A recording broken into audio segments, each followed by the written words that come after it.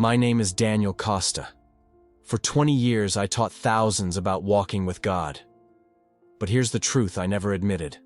I had completely stopped walking with Him. This isn't about scandalous sin or secret addictions. It's about something invisible. A secret sin that Jesus revealed is dragging 90% of Christians to hell, and most have absolutely no idea. It started on a Sunday. I delivered a sermon titled, Walking with God in Intimate Communion. The congregation was captivated, tears streaming, heads nodding. But while I preached about walking with God, I hadn't truly talked to Him in months. My prayers were performances, rituals, professional obligations, just religious words spoken into empty air. I was teaching people about a relationship I no longer had, and I would have kept faking it if not for what happened next. That afternoon, Ana Ferreira approached me. 68, retired schoolteacher, worn Bible full of notes. I'd always seen her as sincere but simple, certainly nothing compared to my theological education. She waited patiently, looked at me with gentle eyes, and asked a question that should have been innocent. "Pastor Daniel," she said softly, "are you still hungry for Jesus, or are you just feeding others?" The question hit like a physical blow. She saw straight through my carefully constructed walls. I recovered quickly. "Thank you for asking, Ana," I said, forcing warmth into my voice. "I'm blessed to serve. Feeding others is what keeps me hungry for more of Him." The perfect pastoral answer, spiritual sounding, completely dishonest. She smiled, a knowing, gentle smile, nodded, and walked away. But her question lodged in my spirit like a splinter. I tried to run from it, but there was nowhere to hide. That evening, alone in my office, surrounded by theological books and credentials, Ana's question echoed. I tried to dismiss it. I told myself she didn't understand the demands of ministry. I was serving, building God's kingdom. But the excuses felt hollow. When was the last time I'd prayed and actually expected God to respond? When was the last time I'd encountered His presence? The truth crashed over me. My spiritual life had become a routine, professional responsibility. Everything organized, efficient, mechanical. I wasn't walking with God. I was managing my ministry of talking about God. I'd become a professional Christian going through spiritual motions. I knew I had to go back to the beginning, to the one place I had been avoiding. That night, I stood looking at the small closet we'd converted into a prayer space years ago. Back then, I'd spent hours there. Now I couldn't remember the last time I'd used it. I pushed the door open. It smelled of old wood and dust. I sat in the darkness, heart pounding. I felt vulnerable. No pastoral credentials, no theological knowledge, just me. "Jesus," I whispered. "I don't even know how to do this anymore. I don't know when I lost you. But Ana's right. I'm empty." Tears started falling, deep, gut-wrenching sobs. "I've been teaching people about you, but I don't know you anymore. I know theology. I know doctrine, but I don't know you. I'm a pastor who's lost his way." I sat there weeping. No agenda, just desperate honesty. I waited for the silence to crush me. But then, something impossible happened. The atmosphere changed. The air became thick, charged with a presence I hadn't felt in years. A warmth spread through my chest, tangible. And then I heard Him. His voice resonated in my spirit, strong, gentle. Daniel. Just my name. But it carried weight, love, and authority. The voice of someone who knew me completely and still chose to speak. Fresh tears poured down, tears of overwhelming relief. "I'm here, Lord," I whispered.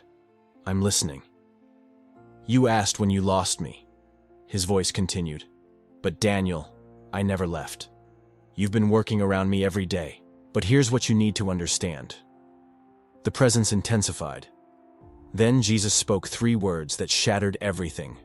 "You manage me." The accusation hung in the air, heavy and confusing. I didn't understand. Manage? I serve you. I lead your people. His voice continued, cutting like a scalpel. You schedule me into your calendar like a meeting.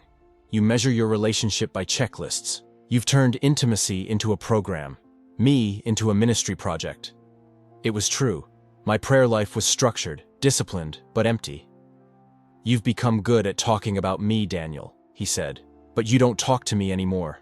You don't wait for my voice. You've replaced my presence with your knowledge about my presence." The weight of conviction pressed down. "When did you become a concept to me instead of a person?" I whispered. His answer wasn't what I expected. It was a diagnosis that explains why so many of us feel empty. "You want to know the secret sin, Daniel?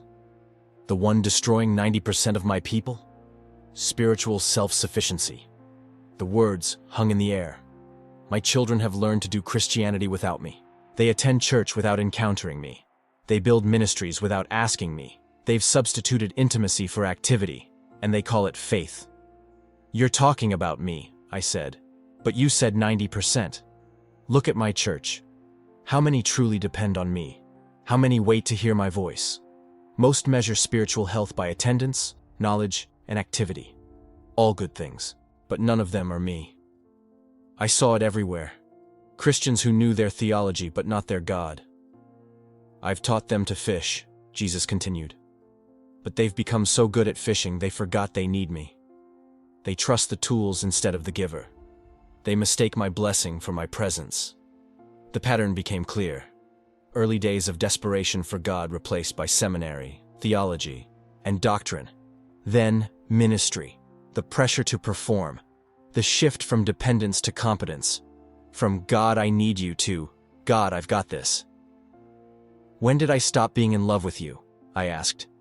"When did our relationship become a job?" "When you became confident you could do my work without my presence. When you started managing instead of abiding." Abiding. John 15. The branch and the vine.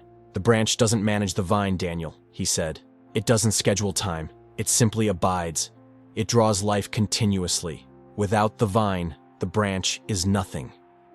Devastation washed over me. I collapsed on the floor. "I'm so sorry," I sobbed. "I've been teaching people about you while ignoring you. I don't want to manage you anymore. I don't want to do Christianity without you. I just want you." "I've been a Pharisee," I whispered, "teaching others the path to you while wandering away myself." Then the weight lifted, replaced by liquid love. "Daniel, this is why I brought you here," Jesus said tenderly. "Not to condemn, but to restore. I don't want your religious performance. I want you. I want the relationship we had before you learned to do ministry without me." Fresh tears flowed. "Clean. Healing. Come back to your first love. Remember when you depended on me for everything? That's who I'm calling you to be again. Just my child abiding in me." Something broke open inside me. The pastoral image crumbled, leaving the young believer who fell in love with Jesus. "Yes," I breathed. "Yes, Lord. Teach me how to abide again. I just want to know you." I lost track of time in that closet. When I left, I was a different person. The relationship was restored, but could I maintain it outside that closet? That was 6 months ago. Everything has changed. My prayer life is no longer an obligation. It's not about the time. It's about the connection.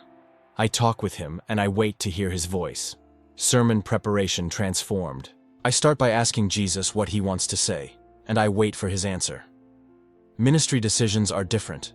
I don't move forward without hearing from God. The results have been remarkable because he is leading the ministry. The congregation noticed. "Pastor, something's different," they say. "There's more power." They don't know about the prayer closet, but they feel the change. Ana Ferreira stopped me last month. "You found your hunger again," she said simply. "Yes," I answered. "Thank you for seeing what I couldn't." "I didn't see it, Pastor Daniel. Jesus did." I'm not threatened by others' discernment anymore. In this relationship, Jesus uses whoever he wants. I share this because most of you are where I was. Serving God without knowing God. Managing instead of abiding. Spiritual self-sufficiency is deadly because it looks like faithfulness. It hides behind ministry activity and moral living. Ask yourself, when is the last time you depended on God for something you couldn't accomplish on your own? When is the last time you waited to hear his voice? Jesus isn't interested in performance. He wants your heart. He wants you to abide. I invite you to do what I did. Find a quiet place. Get honest. Ask him to show you where you've replaced intimacy with activity. And when he shows you, don't defend yourself. Just repent. On the other side of that brokenness is the relationship you've been longing for, the intimacy that makes Christianity come alive. Jesus is waiting, not to condemn, but to restore. You can continue in self-sufficiency, looking successful, but feeling empty. Or you can get hungry again. I chose hunger, and it changed everything. What will you choose?